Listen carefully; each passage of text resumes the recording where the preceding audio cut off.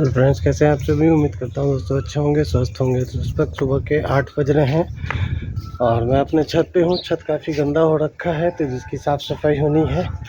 और इस साइड तिरपाल लगाया है, उसमें गेहूँ वगैरह सुखाना है। तो वही सब काम है, अभी दिखाते हैं। पहले तो साफ़ सफाई होगी और उसके बाद जो हमारे यहाँ पूजा है उसके लिए कुछ गेहूँ सुखा के उसे आटा पिसवाना है। तो पहले अभी दिन भर सूखेगा, उसके बाद उसे पिसाने का काम किया जाएगा। आज का बस यही सब काम है, क्योंकि 24 को पूजा है तो उसमें सब कुछ लगे हुए हैं। और हमारी बुआ जी आ गई हैं, बाकी दीदी लोग का भी आना है। आजकल में वो लोग भी सबको आ जाएंगे। और अभी तो सबको पूजा में ही लगे हुए हैं फ्रेंड्स। तो आपको पूरा डिटेल्स बताएंगे कि क्या कैसे पूजा का आयोजन है और क्या वजह है पूजा होने का, वो भी बताएंगे। सारी चीज़ें आपकी जो आपको पूरी जानकारी दी जाएगी। और तो अभी फ़िलहाल तो यही काम है। तो दिखाते हैं, ये हमारा छत है और इसकी साफ़ सफाई करके गेहूँ सुखा के आटा चक्की में देना है। वो हम लोग शाम में जाएंगे, दिन भर अभी सूखेगा। ठीक है फ्रेंड्स, देखते हैं और आगे कब तक की भी आपको बताते हैं। फाइनली फ्रेंड्स, गेहूँ मैंने तभी दे दिया था, धूप में सूख रही है अभी वो। और शाम में उसे पीसने के लिए देना होगा, क्योंकि जो पूजा वगैरह का समय अभी हम लोग का बहुत नज़दीक आ गया है। 24 को हमारे यहाँ पूजा है फ्रेंड्स। तो वो एक्चुअली है क्या कि हमारा जो गांव है और जो हमारे आसपास के गांव के जो लोग हैं, मतलब रिश्तेदार हैं कहिए, मतलब जो दादाजी हमारे 4 भाई थे, उसमें से जो फैमिली निकली हुई है, उसी में एक दादाजी के समय का ही एक मंदिर बना हुआ था। तो वो मंदिर काफ़ी टूट चुका था और किसी का उस पर ध्यान नहीं जा रहा था, किसी को केयर उससे कैसे क्या करना है वो किसी को नहीं समझ आ रहा था कि करना चाहिए। तो मंदिर टूटने की कगार पे था। और जैसे कि बताया, हम लोग मिडिल क्लास फैमिली से हैं, फिर भी पापा गवर्नमेंट सर्विस में थे और रिटायर किए। तो उनको लगा कि अब मंदिर बनाना चाहिए और उन्होंने मंदिर बनाने में अपना 100% दिया। मतलब तन मन धन हर चीज़ से उन्होंने मंदिर बनवाया, पैसे भी दिए और ख़ुद से लग के अपने से खड़े होकर करवाया। धूप प्रसाद कुछ भी नहीं सोचा, बस करवाया। और उसी में क्या है, क्या मूर्ति भी दिए पापा ने, और उसी का कहिए तो मूर्ति की प्राण प्रतिष्ठा है। मतलब जो पूजा होती है, मूर्ति जैसे खरीद के लाए हैं, मंदिर वगैरह बन के तैयार है, उसी का प्राण प्रतिष्ठा है, जो कि 24 तारीख को होना है।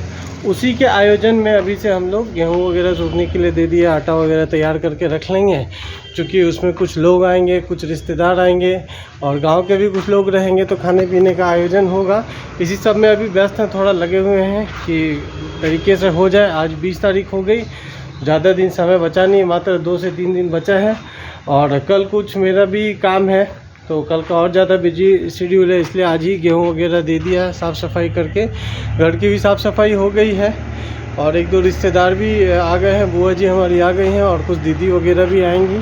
वो लोग अभी आए नहीं हैं, 1-2 दिन में वो लोग भी सब कोई पहुँच जाएंगे। तो इसी सब आयोजन में अभी थोड़ा व्यस्त है और ये सारी चीज़ों के बारे में आपको बताएंगे। जब हम लोग गांव चले जाएंगे तो वहाँ का भी आपको बताएंगे, सारा दृश्य दिखाएंगे कि क्या कैसे हमारा गांव है, कहाँ पे मंदिर बना है, क्या कुछ प्रयोजन है, वो सारी चीज़ों की जानकारी आपको पूरी जानकारी दी जाएगी। फ़िलहाल अभी मैं अपने फैक्ट्री की ओर हूँ, जहाँ पे कि काम अभी बंद पड़ा, आपको पता ही है, लेबर मजदूर का बहुत सारा इशू है। और अभी थोड़ा पूजा लेके भी रुक गए हैं कि 24 को पूजा है, तो 24 के बाद ही पूजा आयोजन समाप्त हो जाता है और उसके बाद फिर इन चीज़ों पे लग के फिर अपना काम कॉन्स्टेंटली चलता रहेगा। तो पूजा का आयोजन ख़त्म करते हैं और उसके बाद से फिर अपना जून में, अगले महीने जून की रहेगी। और अभी 20 दिन हो गए, मात्र 5-10 दिन बचे हैं इस महीने के। उसके बाद से फिर अपना काम कंटिन्यू चलता रहेगा और इन सब चीज़ों के बारे में बताएंगे। देखिए क्या होता है कि है तो हम लोग मिडिल क्लास फैमिली से, कोई ज़्यादा करोड़पति फैमिली बैकग्राउंड से तो है नहीं, फिर भी पापा की इच्छा थी। देखिए पैसा हर किसी के पास है, पर भगवान के काम में सहयोग करने वाले बहुत कम ही लोग होते हैं। तो मैं इस मामले में सौभाग्यशाली समझता हूँ, खुद को भी और फैमिली को भी। पापा उससे है वैसे कि अपना जो भी उनके पास बचे हुए पैसे हैं उसमें से चाह रहे हैं मंदिर सहयोग में दिया जाए। तो काफ़ी कुछ क्या कैसे लागत है, उन सब चीज़ों के बारे में भी आपको बताएंगे।